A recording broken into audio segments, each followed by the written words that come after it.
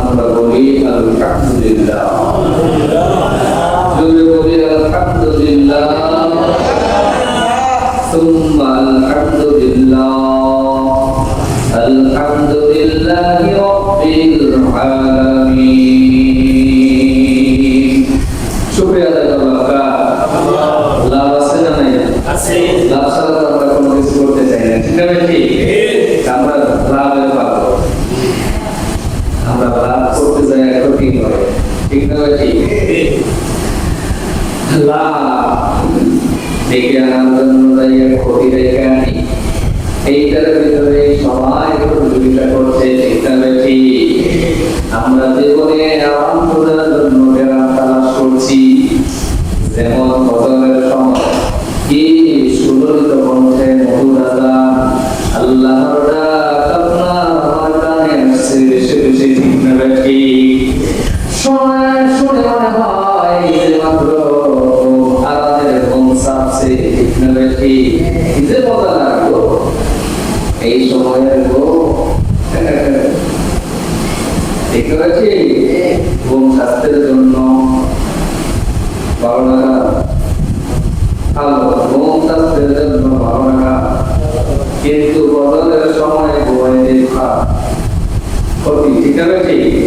Doctor যদি কয় বদলের সময় ঘুমাইতে ক্ষতি, ঘুমাবি না, ঘুমাইতে মরবি, ওইটা তো আল্লাহ কয় আসফালাতু খায়রুম মিনান নাওম, ঘুম হইতে নামাজ ভালো। যে আল্লাহ তাআলা আমাকে আপনাকে সৃষ্টি করেছেন, ওই আল্লাহ তাআলা আমার আপনার দেহের জন্য ভালো মন্দ জানেন কি জানেন না? কল্পনা বেশি।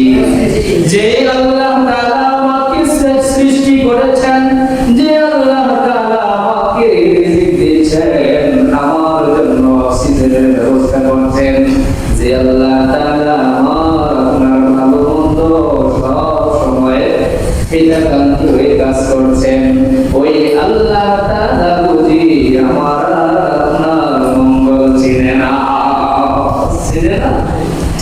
আল্লাহর রাসূল বলেন, দুনিয়ার মানুষ ঈশার নামাজ আদায় করবা, রাতের খাবার খেয়ে নামাজ আদায় করে আর কোনো দেরি নয়, সঙ্গে সঙ্গে ঘুমিয়ে যাও।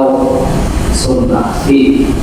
আল্লাহর রাসূলের সুন্নাহ 1448 বছর আগে রাসূল বলে গেছে, ঈশার নামাজের সঙ্গে সঙ্গে ঘুমিয়ে যাও, ফজরের আগে আগে উঠে পড়ো, তোমার শরীরে কোনো রোগ বাসা বানাবে না। আজকে এই সম্প্রতি সময়ে 1448 বছর পরে বিজ্ঞানীরা রিসার্চ করে করে বের করছেন, ঈশার নামাজের পরে শুয়ে যাবেন, সকাল সকাল ঘুম থেকে উঠবেন, স্বাস্থ্যের জন্য বড় ভালো। 10টা থেকে 12টা পর্যন্ত যদি ঘুমান, এই ঘুম কতটুকু চার্জ আপনার মাথায় যাবে জানেন? এমনিতে উদাহরণস্বরূপ বলছি, 10টা থেকে 12টা পর্যন্ত ঘন্টায় যদি আপনার ব্যাটারি চার্জ হয় 50%, 12টা থেকে 1টা পর্যন্ত আপনার ব্যাটারি চার্জ হবে 20%। কয় পার্সেন্ট? 20%, 30%, 30% কমে গেছে। কয় পার্সেন্ট কমছে? এইবার 2টা থেকে 3টা পর্যন্ত যদি ঘুমান, আপনার ব্যাটারি অর্থাৎ মগজে চার্জ নিবে 10%। 4টা থেকে 5টা যদি ঘুমান, আপনার মেধা চার্জ নিবে 5%। অতএব বোঝা গেল বিজ্ঞানীরা রিসার্চ করে বৈজ্ঞানিক সূত্রে বের করেছে, ঈশার নামাজের সাথে সাথে শুয়ে পড়বা, তোমার মেধা বড় কাজ করবে।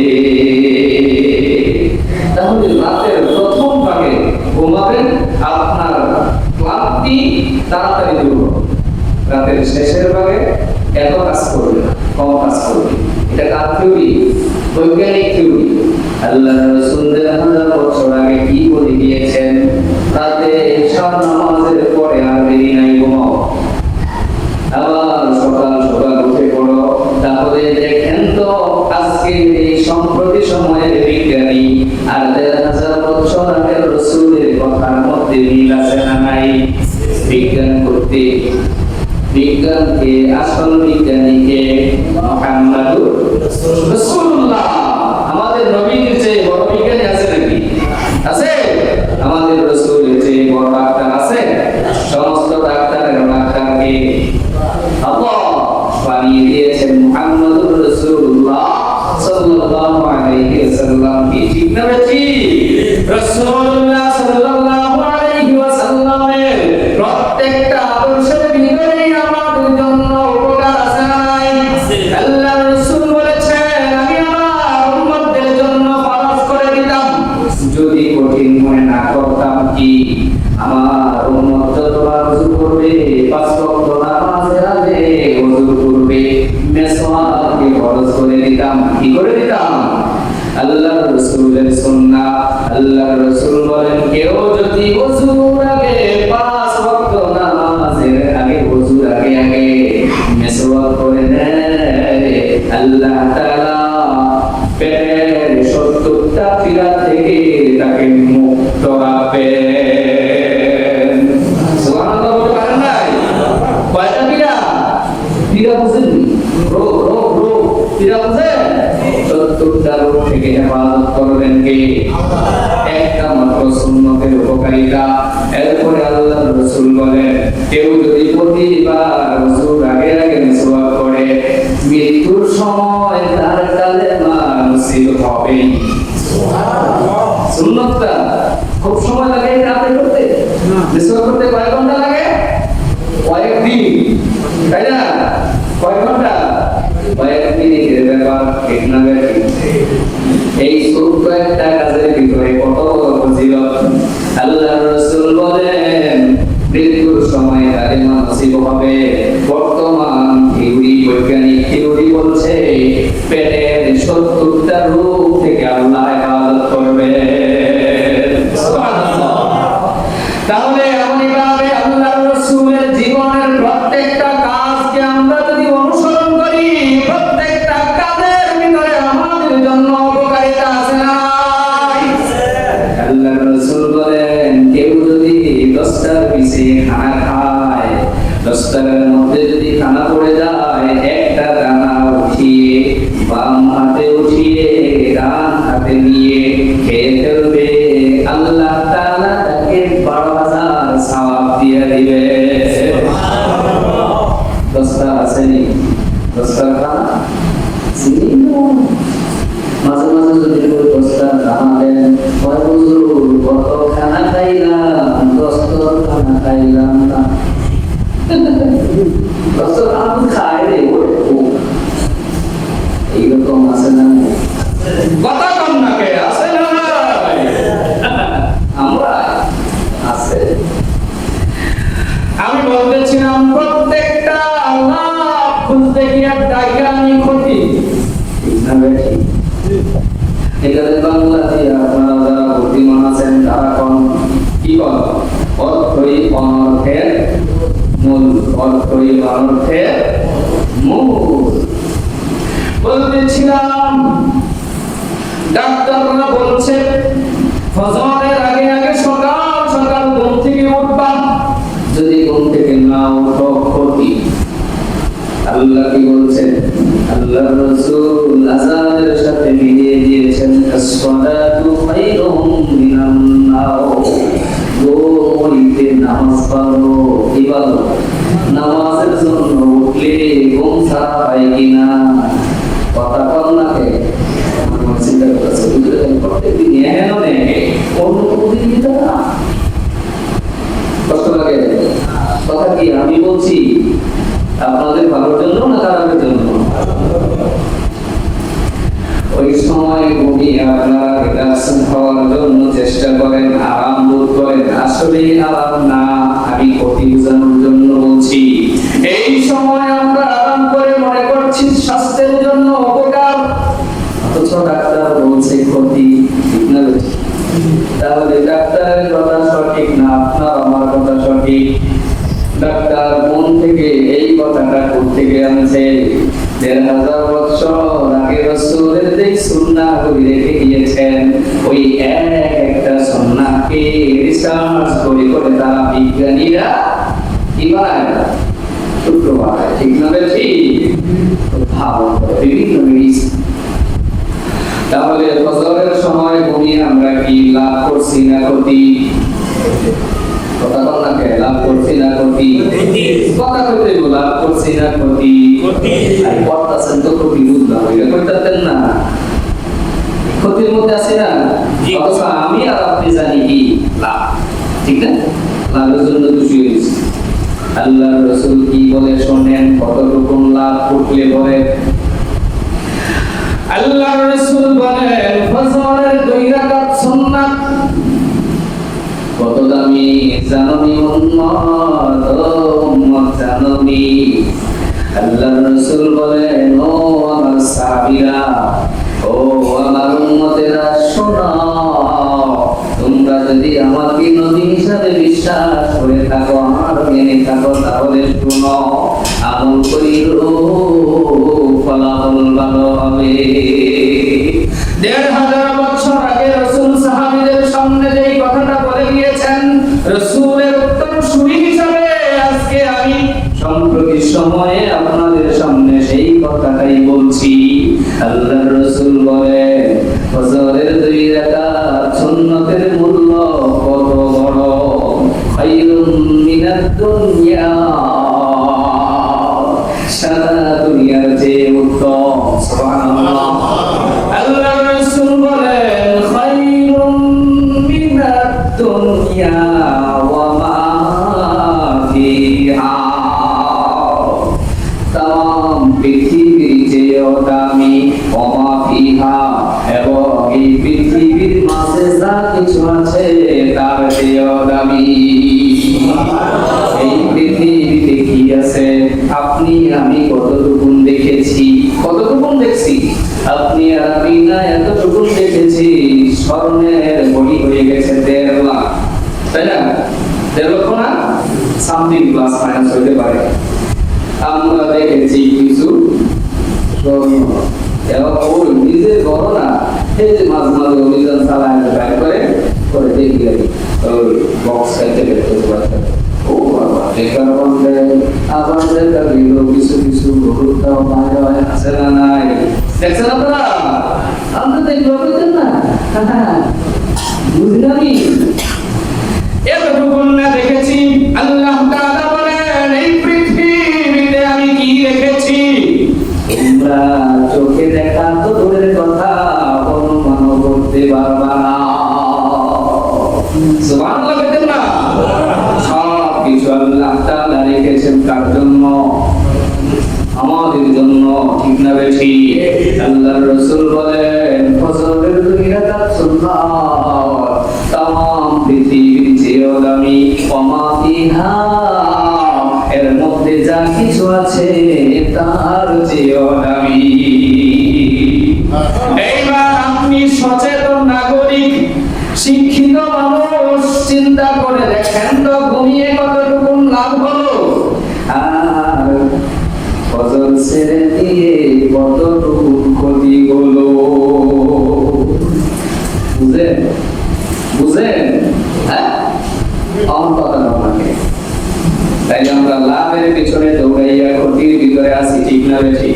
কথা কোন, ঠিক না বেশি? তাইলে বোঝা গেল আপনি আর আমি যে এটা লাভ মনে করি সেটা আসলেই লাভ না। সালমান রহমান নাম শুনছেন? কথা কম নাকি, নাম শুনছেন?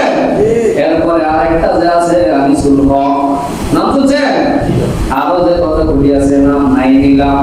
এই সালমান রহমান জীবনে জানতো যে আমি ধরা খাবো, আর এত কোটি কোটি টাকা আমার কোনো কাজে না, জানতো? সালমান রহমানের কৃতকর্ম গত শনিবারের দৈনিক সংগ্রামে আমি দেখেছি, সে দেশের সরকারি বেসরকারি 7টা ব্যাংক থেকে 37,000 কোটি টাকা হাতিয়ে নিয়েছে। কত টাকা? শুধু রূপালী ব্যাংকের থেকে নিয়েছে 900 কোটি টাকা। আজকে টাকা করি কোথায়? দরবেশ বাবা নমসুদ সাইতে তো শান্তি পাইল না, শান্তি পাইল না। ঠিক পতন কোথায় থেকে আসে? আল্লাহর পক্ষ থেকে আসে, ঠিক না কি? আপনি আর আমি যদি সারা দিন চেষ্টা করে সামনে আগাইতে চাই, আর আল্লাহ যদি চিন্তা করেন যে না একজন পরিমাণ সামনে যাওয়ার ক্ষমতা তোর নাই, আল্লাহর এই রায়, ঠিক না বেটি? আপনি আমি যতটুকু না চেষ্টা করি সমস্যা নাই তো। আল্লাহ বলেন ওয়াইদ ইয়ামকুরু বিকাল্লাযীনা কাফারু লিয়ুথবিতুকা আও ইয়াকতুলুকা ওয়া ইউখরিজুকা ওয়া ইয়ামকুরুনা ওয়া ইয়ামকুরুল্লাহ ওয়াল্লাহু খায়রুল মাকিরিন।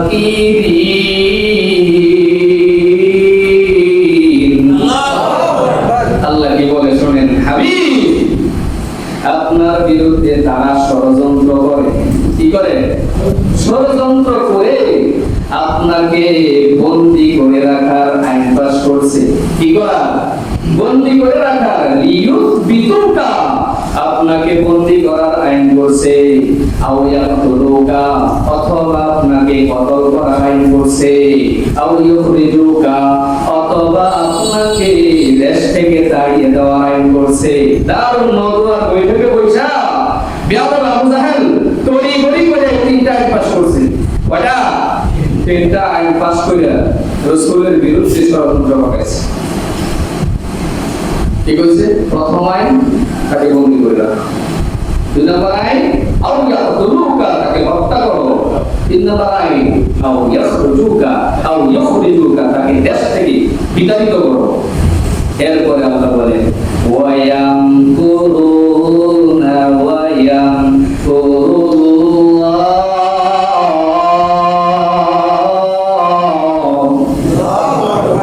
তারা আপনার বিরুদ্ধে ষড়যন্ত্র করে, আর আমি আল্লাহ কি ষড়যন্ত্র করব না?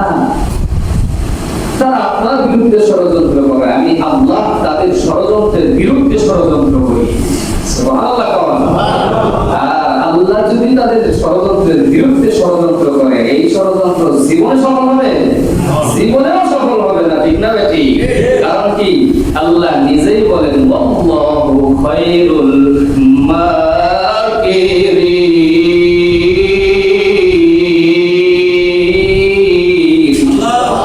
আল্লাহ সর্বশ্রেষ্ঠ। আল্লাহ কি? সর্বশ্রেষ্ঠ। আল্লাহ তাআলা কিভাবে তাদের ষড়যন্ত্রের বিরুদ্ধে ষড়যন্ত্র করছে? হ্যাঁ, এরা তরিগতি আইন পাস করছে, 3টা আইন। তাফসীরের কিতাবে আসছে 49 জন লোক শিরাবে আবি তালিবে বন্দী করছে। 3 বছর সেখানে ছিল। কয় বছর? প্রথম বছর এই লোকগুলি তাদের কাছে যে বকরি, ভেড়া, ওট, দুম্বাগুলি ছিল, এগুলির গোশত পেয়েছে। দ্বিতীয় বছর এগুলির হাড়, চামড়া খেয়ে জীবন যাপন করেছে। তৃতীয় বছর এগুলিও শেষ, এবার গাছের ছাল, গাছের বাকল, গাছের পাতা খেয়ে জীবন যাপন করেছে। তাফসীরের কিতাবে আসছে আল্লাহর রাসূলের সাথে যে লোকগুলি ছিল শেষ পর্যন্ত তাদের পায়খানা বকরির পায়খানার মতো হয়ে গেছে। আল্লাহ কি ষড়যন্ত্র করছে দেখেন। আবু জাহেলের উপদেষ্টা কে? প্রধান উপদেষ্টা। 3 দিন পর্যন্ত কোনো ঘুম না, শরীরে জ্বালা পোড়া আরম্ভ হয়ে গেছে। খাট সাইডের গাড়িটা ফ্লোরের মধ্যে ঘুরে বিবিসাব ডাক দিয়ে কয় কি ব্যাপার, ঘুমান না কে? তুই তো আসো ঘুম লই, আমার বুঝি ঘুমাই, কি সমস্যা কি? প্রধান উপদেষ্টা ডাক দিয়ে বলে এই যে মুহাম্মদ ইবনে আব্দুল্লাহ, আবু বকর, ওসমান সহ 49 জন লোক বন্দী করে রেখেছি, তাদের কি দোষ? তারা তো ভালো মানুষ। বিবিসাব ডাক দিয়ে কয় আবু জাহেল তুমি চিনো? চিনি না মানে শেষ করে রাখবো। হ্যাঁ, শেষ করার আগে তো আমি এমনি শেষ হয়ে যেতেছি, আর 3 দিন না ঘুমাই ফেললে তো আমি এমনি মরা, কাজেই একটা কিছু বললেই মরি। খেলাটা কার মাঝে ঢুকাই দিছে? আবু জাহেলের প্রধান উপদেষ্টা এই সূরা বুদ্ধি বাতায় দিছে। বন্ধু করে রাখেন, এই সূরা দিয়ে আল্লাহ কি করছে? এবার চিন্তা করবো, আমি তো একা কোনো কিছু করতে পারবো না। যাই গেছে রাত গভীর, মুতঈম ইবনে আদির কাছে গিয়েছে। আবু জাহেলের বডিগার্ড কে? আবু জাহেলের বডিগার্ড ডাক দিয়েছে, কি ভাই বাড়িতে আছি, আসো ঘরের ভিতরে ডাকে। কি এত রাতে? আগে দরজা বন্ধ করো, এরপরে করতেছি। দরজা বন্ধ করছে, ভাই এই যে 49 জন লোক বন্দি করে রাখলাম, এদের কি দোষ? আমার তো প্রশ্ন এটাই, তুমি আসছো ভালোইছি, আমার ছেলে 3 বছর 15 দিন বয়স, কয়দিন? জন্মের 15 দিন, এর মাঝে রাসূলের কাছে নিয়ে গেছিলাম আব্দুল্লাহ ইবনে মুহাম্মাদের কাছে। আমার ছেলের মাথায় হাত বুলায়া ছেলের মুখে খাবার তুলে দিয়েছিল। এটাকে বলে তাহনিক। হাদিসের ভাষায় কি বলে? তাহনিক, সুন্নাহ। যদি এখনো বর্তমান সময়েও আছে এগুলি, আলেমুল্লাহ আমাদের কাছে নিয়ে যায়, হুজুর আপনার হাত দ্বারা একটু খাবার মুখে দিয়ে দেন। আছে না নাই? আমাদের এলাকা আছে। হ্যাঁ, হুজুরগণ আর কোন জায়গা পাইছে না, আচ্ছা ঠিক না ভাই? হ্যাঁ, কথা কম নাকে। আবার ওই ছেলেটা হঠাৎ করে ডাক দিয়া বলে, বাবা, জন্মের পরে যে লোকটার কাছে আমাকে নিয়ে গিয়েছিলা, এত সুন্দর চেহারা, কত না সুন্দর ব্যবহার, আবার কি করে দিয়েছিল, আদর আর যত্ন করেছিল রে বাবা। এই লোকটারে নাকি বন্দি করে রেখেছ, লোকটার দোষ কি রে বাবা? বাবা, এই লোকটাকে যদি ছাড়াইয়া দিতে না পারো, আমি তোমার ছেলে দুনিয়ায় বাঁচবো না। সুবহানাল্লাহ। মুতঈম ইবনে আদি ডাক দিয়ে বলে, ভাই তুমি আসছো ভালোইছে। জুবাইর ইবনে আদি মাদিয়া মুতঈম ইবনে আদি দুইজন মিলে কয়, দুইজনে হবে না, চলো আরেকজনের কাছে যাই। দৌড়ে গেছে মুখতার ইবনে হিশাম। আবু জাহেলের টাকা কামাই করার বেশি, কি টাকা কামাই করার মেশিন এখন আছে না নাই? নিজে দেখবেন শান শৌকতে চেয়ারটা নিয়ে বসে দেখো, হ্যাঁ লোকজন মার্কেটে, বাস স্ট্যান্ডে, ঘাটে, মাঠে নামাই দিছে টাকা। কি চিরতা বড় ভাই পড়েছে, আছে না নাই? আপনাদের এই এলাকায় নাই? এটা তো আমি এখনকার কথা বলেছি না, ওই যে আবু জাহেলের যুগের কথা বলেছি। এখন যদি মিলা জায়গা আমার